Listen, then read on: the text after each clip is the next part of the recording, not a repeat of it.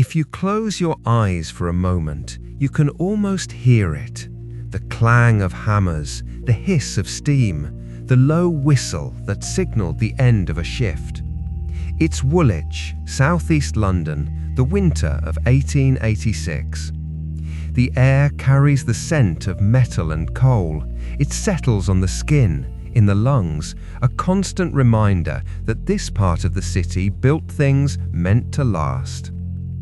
Among the hundreds of workers filing out of the Royal Arsenal Armaments factory each evening, a few men lingered. Engineers, blacksmiths, fitters. They had spent the day shaping shells and steel casings, but as dusk fell, they turned their talk to a different kind of craft: football. One of them, David Danskin, a Scot with soot still dusting his sleeves, was the one who finally said it aloud. "We should form a club, lads, one of our own, a team for the factory." The others laughed, then nodded. There was nothing romantic about the idea at first. It was simply a way to break the monotony, to stretch their legs after 10-hour shifts.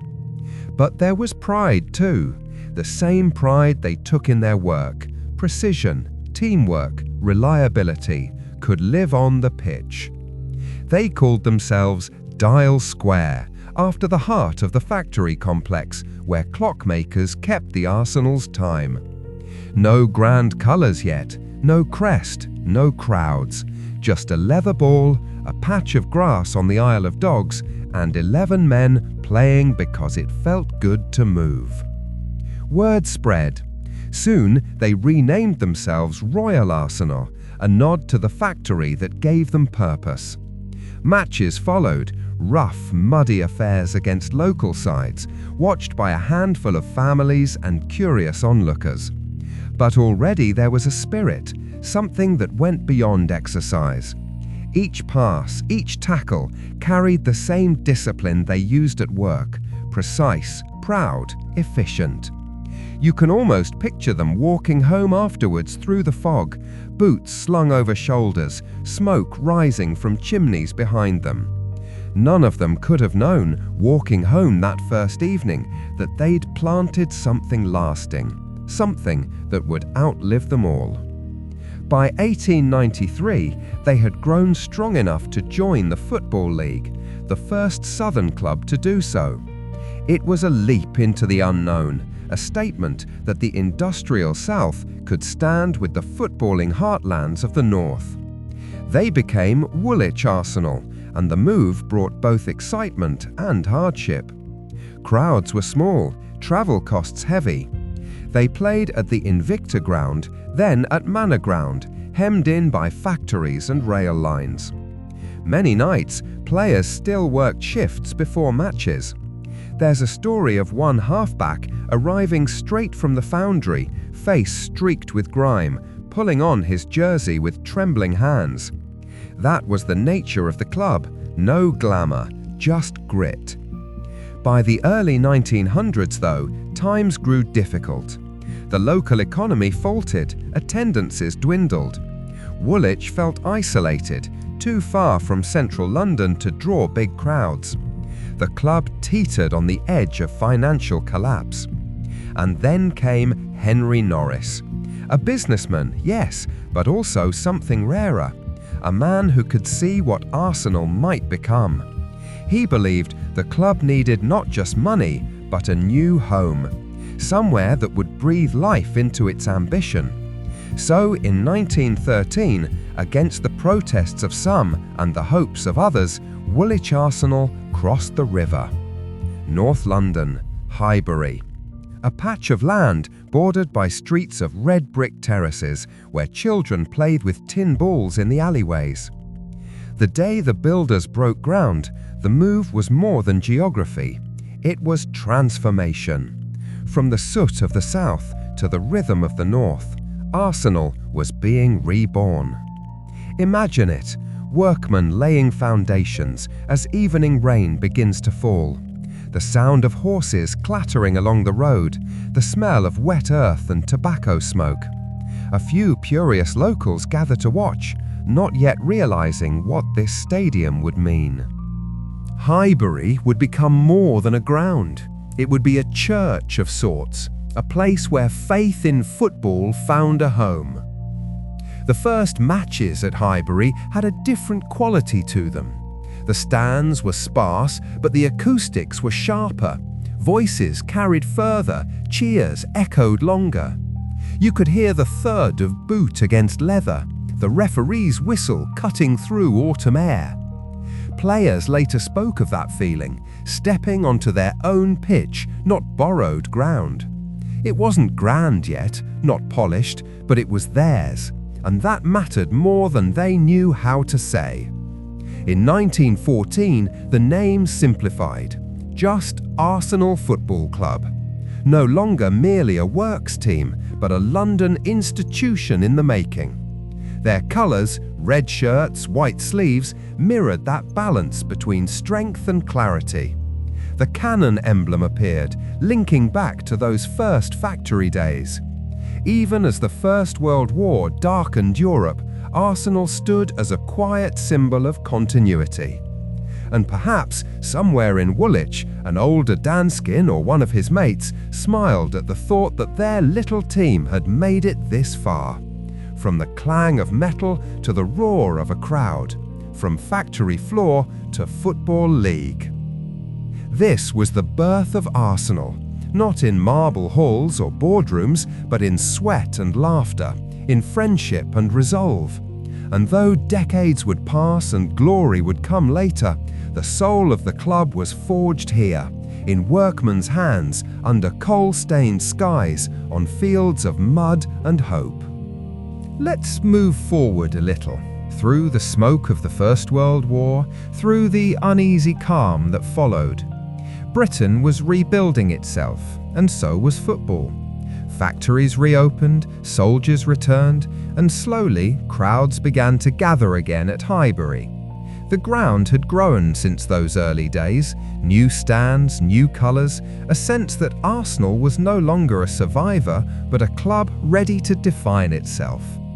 Into this world stepped Herbert Chapman. He arrived in 1925, coat buttoned against the London wind, a notebook always in hand. At first glance, nothing about him shouted charisma. Short, neat, unassuming. But there was a brightness in his eyes, the look of a man who saw patterns where others saw chaos. Chapman believed football could be both art and architecture, structure supporting beauty. He watched his players train with an engineer's precision, marking out angles and spaces, asking them to think of football as geometry in motion.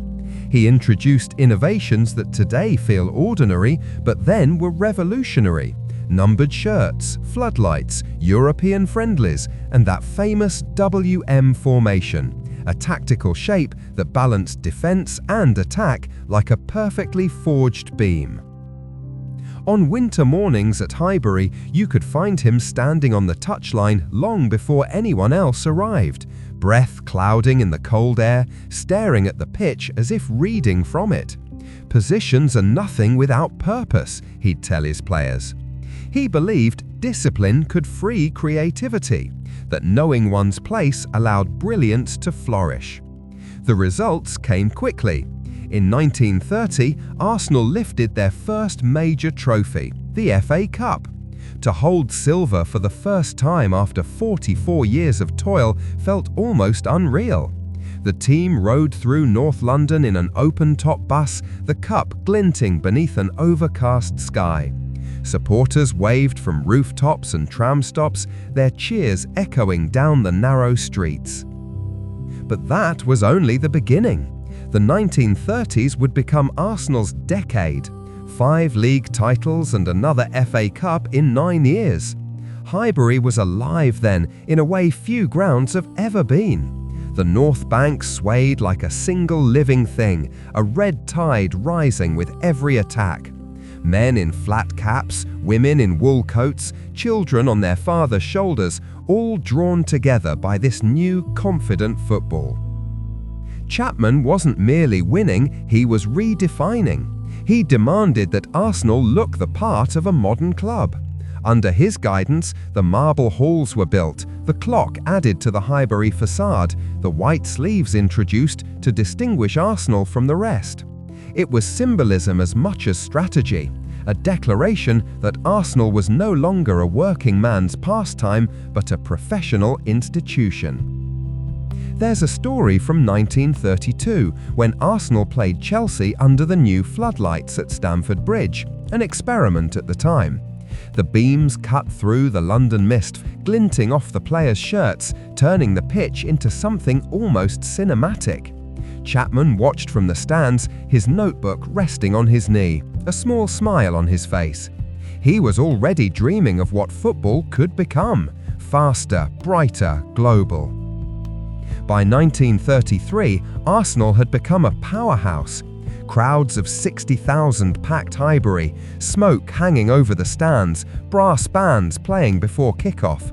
When the team took to the field, Bastin, James, Drake, the noise rose not in bursts but a slow building wave. Football, once a Saturday distraction, had become ritual. On match days, local shopkeepers timed their day to the whistle. Trams filled with red scarves, pubs spilled onto pavements. And when Arsenal attacked, the ball moving like a string of quicksilver through the lines, the whole ground seemed to lean forward. It's easy now to think of that success as inevitable, but Chapman's genius was matched with humility. He saw himself not as a ruler, but a caretaker. He said once, "The game is bigger than any one of us." That sense of stewardship still lingers in the club's DNA. In 1934, tragedy struck. Chapman caught pneumonia after walking to a match in freezing weather and died days later. He was just 55. News rippled through London like a chill. Players wept. Fans gathered outside Highbury in silence, hats in hand. But greatness once lit does not go out so easily. George Allison took charge, continuing Chapman's work, and Arsenal carried on winning. 3 consecutive league titles followed: 1933, 1934, 1935. Proof that Chapman's architecture of success was solid enough to survive even its creator's passing. Those seasons are remembered not just for the trophies, but for the manner of play. Quick transitions, disciplined defence, elegant counter-attacks. Arsenal became the measuring stick for English football. Writers of the time called them machine-like, but those who were there said it was more than efficiency. It was grace built from order. If you'd stood outside Highbury then, you'd have heard it. The low murmur of anticipation before kick-off, the crack of the ball against leather, the gust of sound that followed a goal. Inside, the pitch gleamed under winter sun. Cigarette smoke curled beneath the roof. The old clock ticked above the stand like a guardian. Football was still local, still intimate, yet you could feel it growing, spreading beyond boroughs, beyond England. And Arsenal stood at the centre of that change. By the late 1930s, Arsenal had become a symbol, not just of footballing excellence, but of modernity itself. Their red and white kit gleamed like optimism. Their style inspired imitation across the country. Children in far-off cities asked for Arsenal shirts at Christmas. Newspapers called them the pride of London. But history has always shifted. Europe darkened again. War came. Highbury's floodlights went dark. The stadium was used for air raid precautions. Players joined the armed forces. The golden decade ended not with defeat, but with a long silence. Yet when you look back now, it's clear that what Chapman and his successors built in those years was more than a team.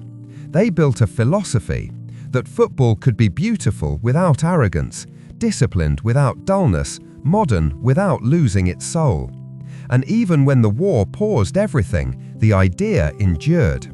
When the lights came on again, Arsenal would rise once more, guided by that same invisible hand, the one that believed in structure, patience, and faith in the game itself. So if you ever find yourself at the Emirates today, watching the team line up before kickoff, know that some part of that order, the balance, the rhythm, the quiet confidence, comes from those 1930s days. From a man in a long coat, standing alone at dawn, studying an empty pitch, and seeing, somehow, the future of football. When the war ended, football returned like the sound of birds after a storm. Highbury, once dimmed and silent, flickered back to life. Grass grew again over the patches where soldiers had trained. The turnstiles, stiff with rust, groaned open for the first time in 7 years. Crowds poured back as if drawn by memory. Men in uniforms not yet exchanged for suits, families carrying paper-wrapped sandwiches, children seeing the green of a football pitch for the first time. Football was home again, and Arsenal, for all they had lost, still stood. The first seasons after the war carried a kind of tenderness. Players and fans alike were relearning how to cheer without guilt, how to hope again. Arsenal won the league in 1948, then again in 1953, a reminder that the foundations built in the 30s were still strong. But even those triumphs felt different, quieter somehow. A nation rebuilding itself had little appetite for celebration.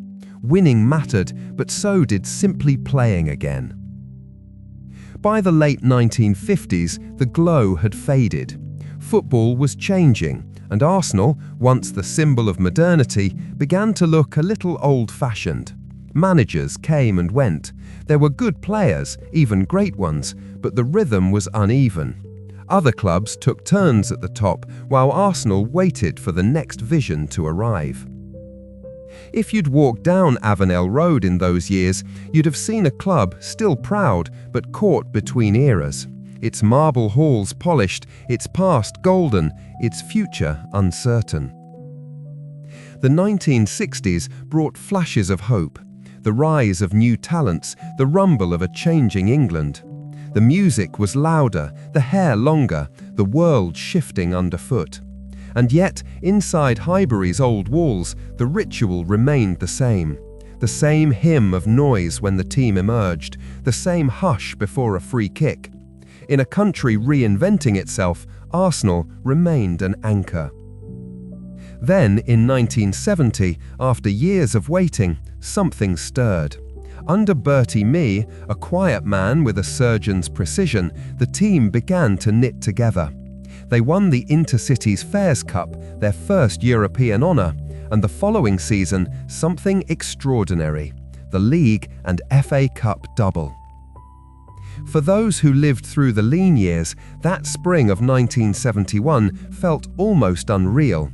On the final day, Arsenal travelled to White Hart Lane, their fiercest rivals' ground, needing a win to seal the title.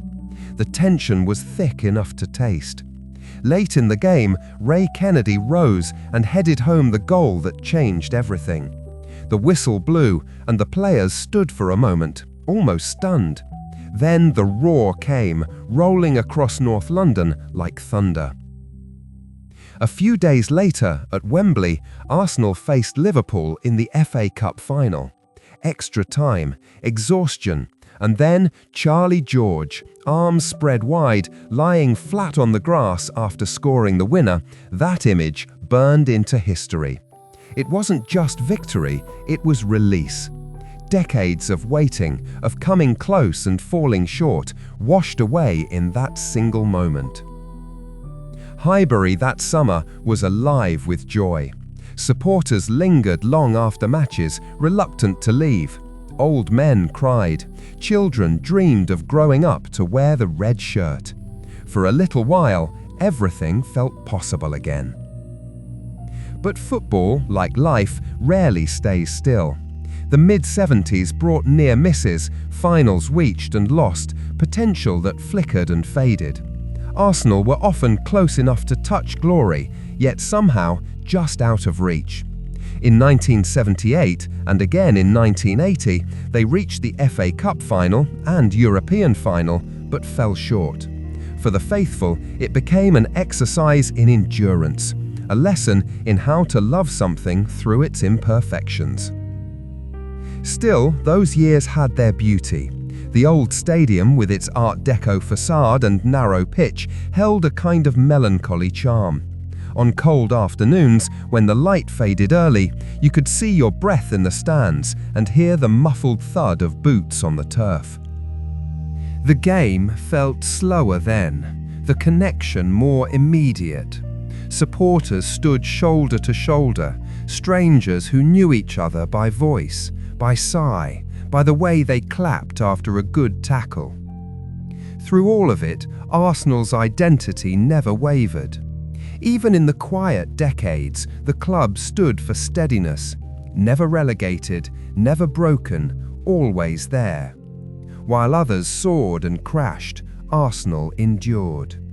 And in that endurance lay something deeper than dominance, a kind of grace. By 1980, the world had changed again. Floodlights were brighter, money louder, football faster. But if you looked past the headlines, you could still find that same heartbeat that began in Woolwich, patient, proud, and unyielding. The double of '71 had shown what Arsenal could be. Now came the question of what they would become. The years ahead would bring transformation again, a new kind of revolution, this time not of steel and smoke, but of ideas. But before we step into that modern age, take one last look at Highbury as it was then. The old clock steady above the stand, the pitch glistening after rain, and thousands of voices still believing, still waiting. The years turned like pages in a well-worn book. Seasons came and went, some bright, some grey. Highbury remained the same. The red seats, the narrow pitch, the sound of trains rolling behind the North Bank. But beneath the surface, change was stirring. Football itself was shifting, global, televised, faster, richer. And Arsenal, steady and traditional, stood at a crossroads. Into this landscape stepped a quiet stranger from France. Arsène Wenger arrived in 1996, a name few supporters could pronounce, a man the newspapers greeted with suspicion. Arsène who? One headline asked. He wore glasses, spoke softly, and carried an air of thoughtfulness unusual in English football. He seemed less a manager, more a professor, and in many ways, that's exactly what he was. Wenger believed that football, like life, could be lived with intelligence and grace. He spoke of diet, recovery, rhythm, philosophy. He banned heavy meals before matches, replaced beer with mineral water, shortened training when legs looked heavy. At first, the players laughed. Then they started winning. The difference was immediate. Arsenal began to play with fluidity. Defenders who could pass, midfielders who glided, forwards who finished with a kind of artistry. The old steel of the George Graham era remained, but now it danced. In 1998, Wenger's first full season, Arsenal achieved the double, League and FA Cup, beating Manchester United to the title and Newcastle at Wembley. It wasn't just success, it was renewal. The football looked different, lighter, quicker, almost continental. Highbury, that compact old ground, suddenly felt like a theatre. Wenger's Arsenal played the game as if guided by a single breath. Patrick Vieira commanded the centre like a general conducting a symphony. Dennis Bergkamp moved with mathematical precision, each touch a quiet equation solved. And soon, from Monaco by way of Turin, came Thierry Henry. When Henry first arrived, he was raw, a winger searching for rhythm. Wenger saw something others didn't. He moved him to striker, gave him freedom, told him simply, play the game you imagine. And when Henry began to run, it was like watching silk in motion. There would be moments when time seemed to pause, a defender leaning the wrong way, a goalkeeper frozen, and Henry, head slightly bowed, would pass the ball into the net as if placing a signature. Even the crowd's roar had a different tone for him, not just joy, but awe. Years later, fans would close their eyes and still see that movement, effortless, certain, serene. The turn of the millennium brought more silver, the 2002 double, but also a growing sense that Wenger was chasing perfection, not just trophies. He spoke of football as art, of geometry and emotion meeting on the grass. The players understood. There were matches when Arsenal seemed to move as one continuous line, a blur of passes ending in inevitability. Yet even art has its battles. Manchester United under Ferguson provided the foil, fire to Wenger's water. Their clashes defined English football for a generation, raw, intense, unforgettable. The contrast made each side stronger, the pragmatism of the North against the poetry of North London. In 2003, that rivalry reached its height, and then came the season that would pass into legend. 2003-2004, the Invincibles. Arsenal began that campaign with quiet confidence. A draw here, a win there, nothing spectacular at first. But as weeks turned into months, something strange happened. No one could beat them. Match after match, they found a way, sometimes through beauty, sometimes through grit. Wenger never spoke of it publicly. He knew invincibility was a fragile thing, better whispered than declared. But within the dressing room, belief grew. Vieira's leadership, Henry's finishing, Ljungberg's energy, Perez's balance, Campbell's strength, a team that moved like water, impossible to contain. The 49-game unbeaten run would become a myth in its own right. There were close calls, the draw at Old Trafford, the comeback at Portsmouth, the tension at White Hart Lane where the title was clinched. Each match had its own rhythm, its own breath. At Highbury, when the team walked out to the sound of "The Wonder of You," the atmosphere shimmered. The old ground seemed to glow from within. Supporters spoke of feeling history unfolding, of knowing they'd tell their grandchildren they'd seen something unrepeatable. But behind the glory, Wenger carried his own quiet melancholy. He knew the game was changing again, money swelling, expectations rising. Highbury, beautiful and beloved, could no longer sustain the future. He wanted Arsenal to compete not just with rivals, but with the world.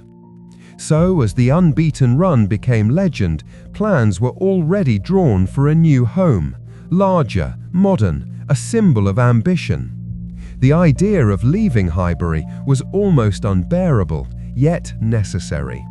You can imagine Wenger standing alone on that narrow touchline, hands in pockets, gazing at the stands where shadows of decades lingered.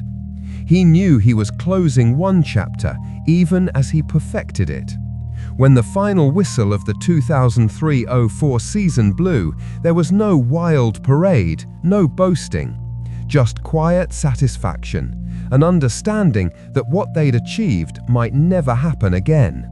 They hadn't just won, they had endured, unbeaten through a world of uncertainty. It was elegance without arrogance, strength without noise. The seasons that followed carried a bittersweet tone. Arsenal remained beautiful but fragile, a masterpiece constantly repainted. They reached the 2006 Champions League final, playing much of it with 10 men, leading until the closing minutes. When Barcelona finally overturned them, there was heartbreak, yes, but also pride. The club had reached the highest stage on its own terms, with football that still looked like belief made visible. Looking back now, the Wenger years read like a single symphony, opening movements of curiosity, crescendos of perfection, then a long, gentle diminuendo into change. He didn't just manage Arsenal, he reshaped it. He made nutrition, psychology, and technique as natural to English football as grit once was. He gave the club a global language of beauty. If you walk past the Emirates at night and catch the echo of a chant, it still carries something of him. That quiet faith that football can be better, purer, more human. The Invincibles were more than champions, they were a philosophy made flesh. And for those who lived through it, that memory never fades. The sight of Henry kissing the turf, the sound of Wenger's applause, the feeling that for a brief moment perfection seemed possible. This was Arsenal at its most luminous, not because it never lost, but because it played as though losing were beside the point. Art as resilience, beauty as belief.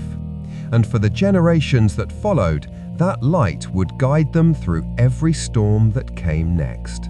The lights of Highbury faded one final time in May 2006. Fans stood in the aisles long after the whistle, not wanting to leave. The pitch, still perfect beneath the evening sky, looked more like a memory than a field. Some cried quietly, others smiled, remembering. For generations, Highbury had been a home, narrow, noisy, imperfect, and beloved. Now it was time to let it rest. Just a few hundred meters away, steel rose into the air. The Emirates Stadium, sleek, vast, modern, a symbol of what Arsenal was becoming. It shimmered beneath cranes and floodlights, a promise of sustainability, of parity with Europe's financial giants.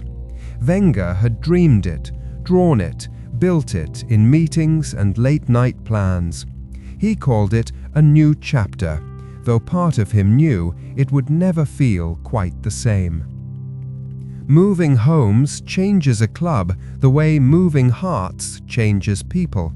The Emirates was beautiful, open, spacious, filled with possibility, but it lacked the ghosts that made Highbury sacred. The marble of the old halls had given way to glass. The roar sounded different now, deeper, but somehow more distant. It took years before the echoes began to feel like belonging. The first seasons in the new ground were an exercise in balance. Finances were tight, transfers conservative. While rivals spent freely, Arsenal chose patience. Wenger, ever the teacher, leaned on youth and intelligence. He turned to players who cost less but believed more. Names like Cesc Fabregas, Robin van Persie, Thomas Rosicki, and Theo Walcott carried the hopes of a new generation. They played football that was still recognizably Arsenal, quick, technical, full of invention. But the margins were thin. Trophies slipped away in narrow defeats, in finals that felt like lessons rather than failures. To the outside world, these were years of frustration. To those inside the story, they were years of quiet faith. Supporters learned to appreciate the process, to see beauty and potential, to celebrate the craft even without the silver. And though it hurt, the missed chances, the near misses, there was dignity in staying true to a way of playing. Still, football has a way of testing belief. Between 2005 and 2014, Arsenal went 9 long years without a major trophy. In that time, critics circled. Some said Wenger was too loyal to his ideals. Others said the game had outpaced him. But in the training ground at London Colney, the rhythms remained the same. Pass, move, trust, repeat. The club was building slowly, patiently, on foundations that would outlast impatience. The wait ended in 2014. At Wembley, after falling behind 2-0 to Hull City, Arsenal clawed back.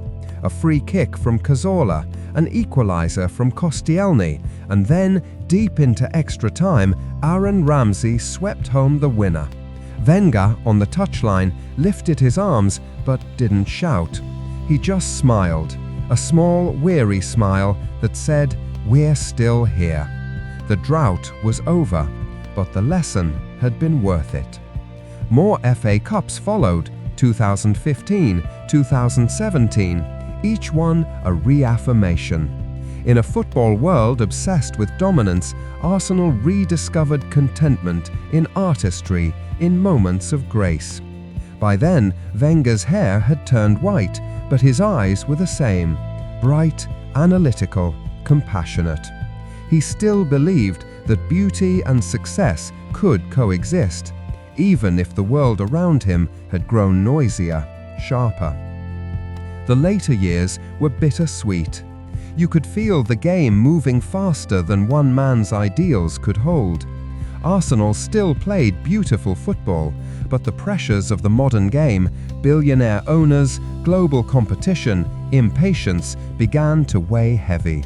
And yet, week after week, he stood on the touchline in that familiar stance, arms folded, face unreadable, eyes on the details no one else noticed. In 2018, after 22 years, Arsène Wenger announced he would step down. The final match at the Emirates that season felt like a goodbye to an era, not just a man. Before kick-off, he stood in the center circle, microphone in hand, and said simply, "Please support the club in the way you've done. My love and support will be with you forever." There was applause, of course, long, standing, tearful, but also silence. Because everyone knew they'd witnessed something rare. A man who had given not just tactics, but philosophy. Not just victories, but meaning. After Wenger, the club began to search again for balance, identity, rhythm. Unai Emery came and went. There were flashes of promise, patches of confusion. Through it all, Arsenal remained what it had always been, a mirror of change, adapting, waiting for the next chapter to write itself.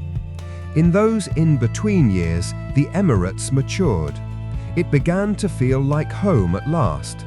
The fans who once missed Highbury started to bring their children, telling stories of Henry's goals, of Bergkamp's touch, of Wenger's quiet brilliance.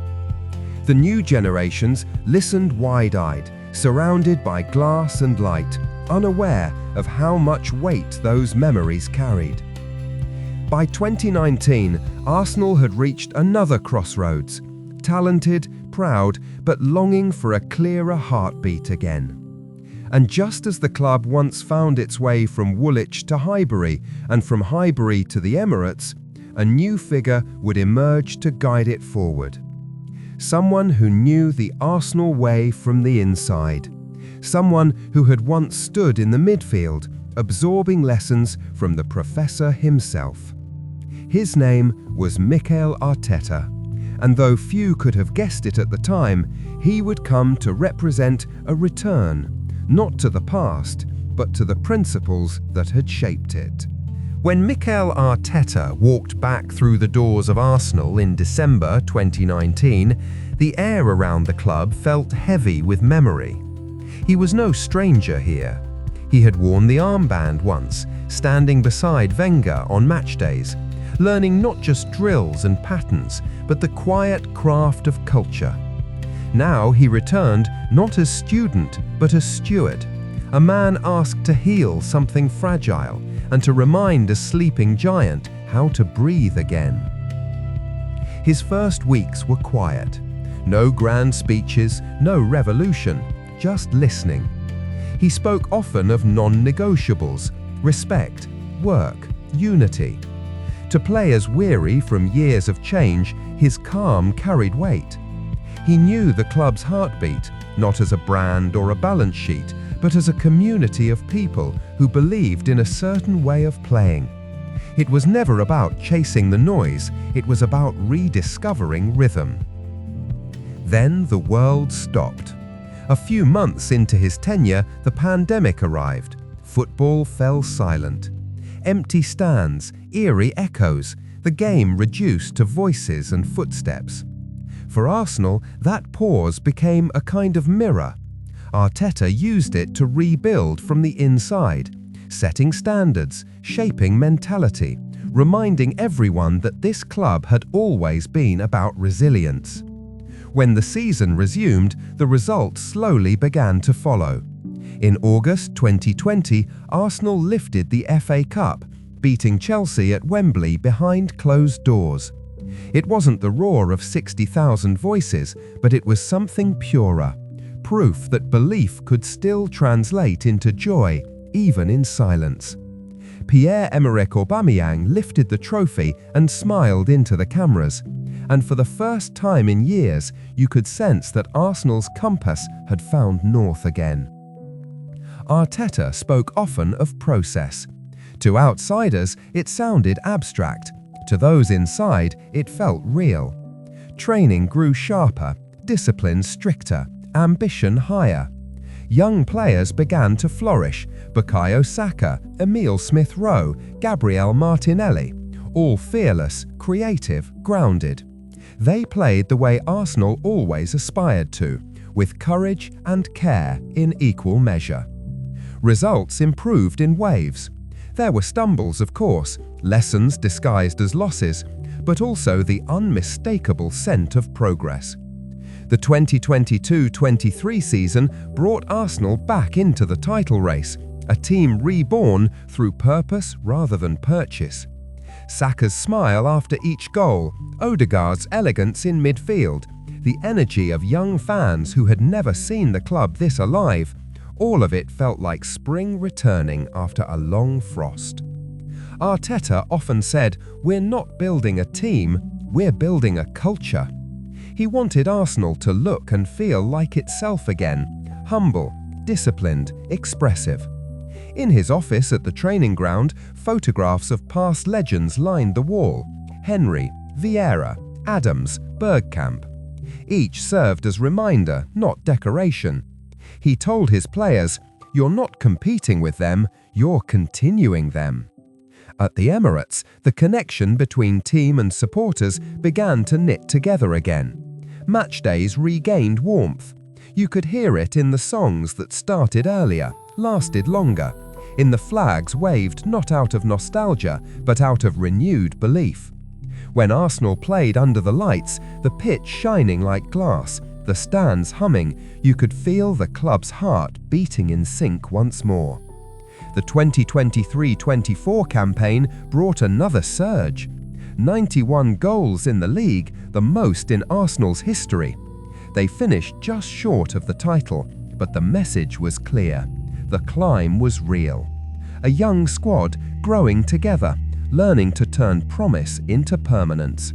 It felt in its own way like the early days of Wenger's reign, the same blend of intellect and intensity, guided by someone who understood that the beauty of Arsenal lies not in dominance, but in dignity. What makes Arteta's Arsenal so compelling isn't just results, it's the way each match feels like a continuation of the club's story. The press, the pass, the patience, echoes of old principles reborn in new language. Players talk about clarity, fans talk about home. It's all the same thing: alignment. You can see it most clearly in moments that seem small. A defender sprinting back to block a counter-attack. Arteta on the touchline, applauding even a clever foul because it shows awareness. Saka turning away from his marker, smiling as he runs. Not arrogance, but joy. These are the brushstrokes of renewal.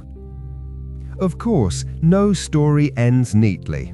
Titles will come or they won't, seasons will rise and fall. But there's a serenity to Arsenal now, a sense that it knows who it is again. From Woolwich workers to Highbury heroes, from Wenger's artistry to Arteta's precision, the thread has never truly broken. It simply winds forward, tighter, clearer. If you walk past the Emirates on a match day now, you'll hear laughter again, genuine, unguarded. Parents lift their children on their shoulders, pointing to the players warming up, saying names that will one day sound legendary. The club feels younger, lighter, more human. And maybe that's the real victory. Not a record or a trophy, but a return to feeling, to belonging. A team, a city, a heartbeat. So when the next chapter begins, when the final whistle of this era sounds and new faces take the stage, remember this: Arsenal has always been a story of renewal. From the clang of Woolwich steel to the silence of lockdown football, it endures. Because some things are built not just to win, but to last. Every great club lives beyond its results. It becomes a pattern in the city, a rhythm in its people. For Arsenal, that rhythm beats through the streets of North London, in Holloway's shopfronts, in the chants that echo from Finsbury Park to Islington, in the quiet pride of those who wear red even when the team has lost. Ask any supporter where it began for them, and you'll get stories that sound almost like folklore. A first match at Highbury, holding a parent's hand. A voice crackling through an old radio on a Saturday afternoon.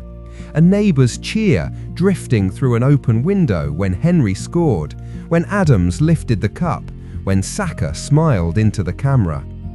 Arsenal's culture is made of these small inheritances, ordinary moments that somehow feel eternal.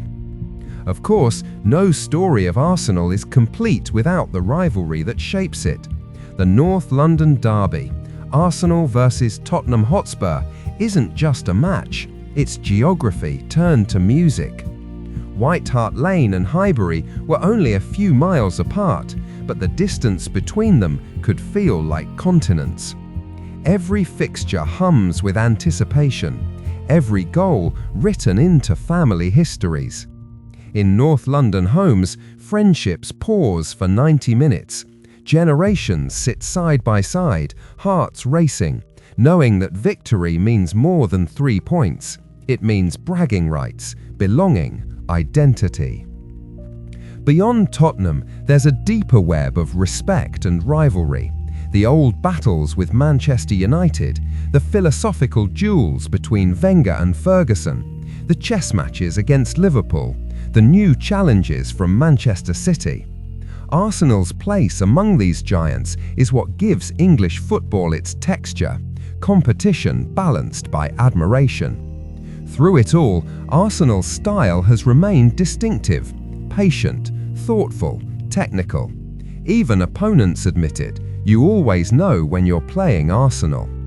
The club's legacy stretches far beyond England. From Nairobi to New Delhi, from Oslo to Osaka, millions wake early or stay up late to watch. Supporters clubs gather in cafes and living rooms, singing the same songs thousands of miles apart. The cannon on the badge has become a symbol of quiet pride, representing not power but precision.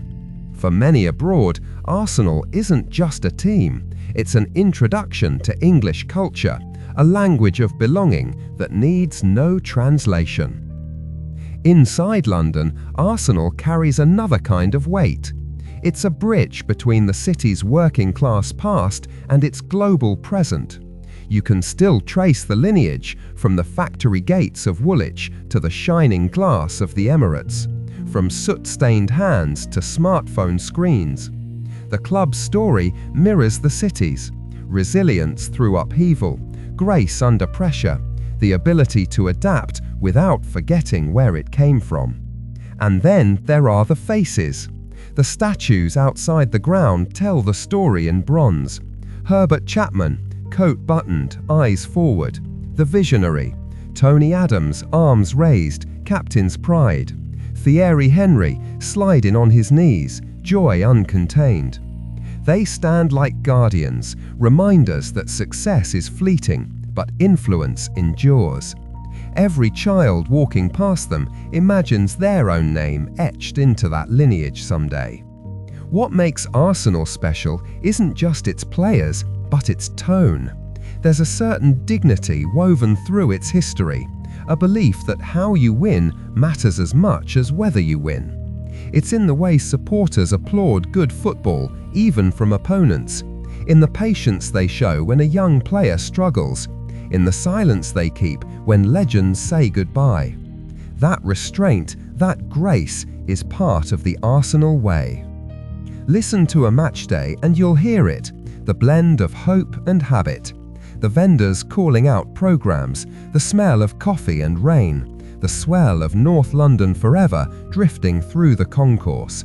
It isn't loud all the time, it breathes. Between the chants, there's space. Space for thought, for memory.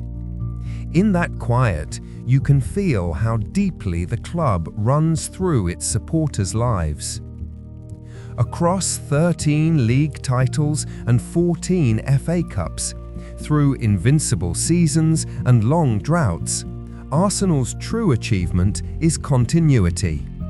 A club that has changed shape, stadium and style, yet somehow remained itself.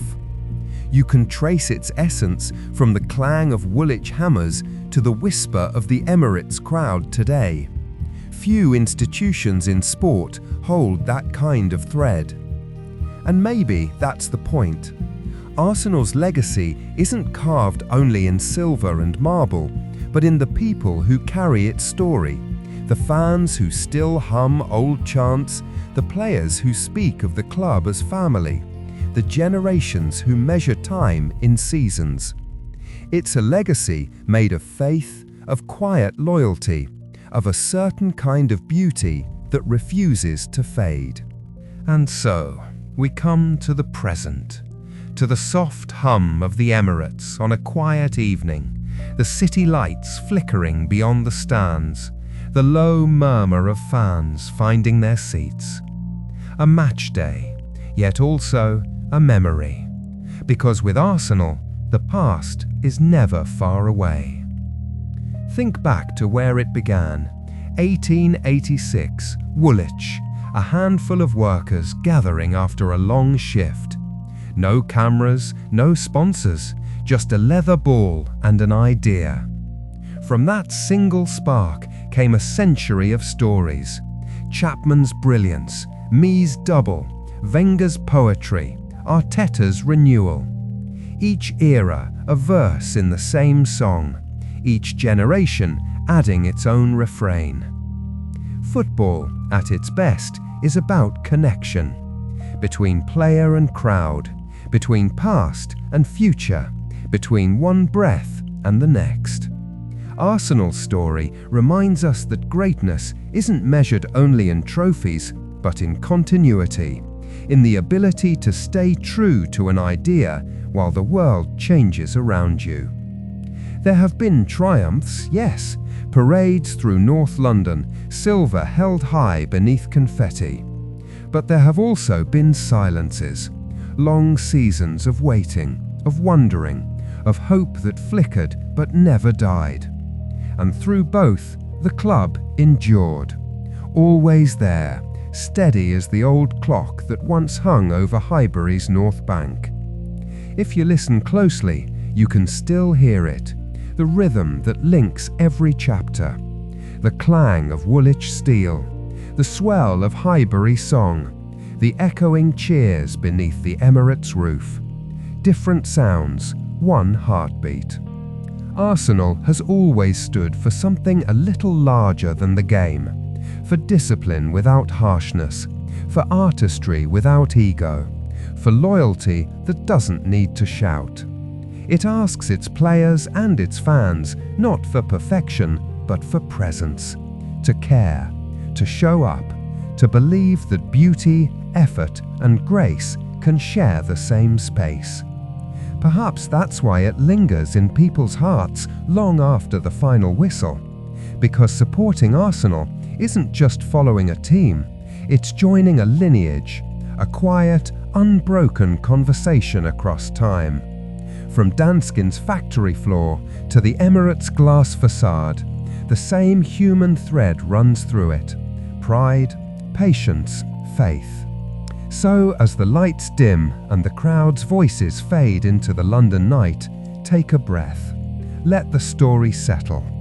Remember the sound of boot meeting ball, the hush before a goal, the warmth of strangers cheering together.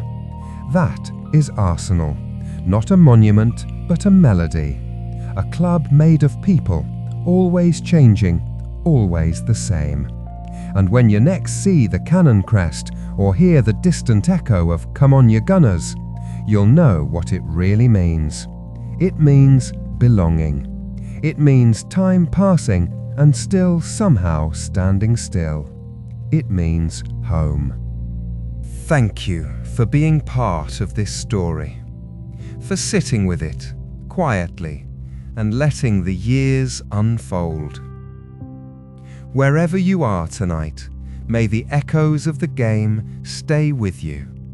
The crowds, the colours, the moments that never quite fade.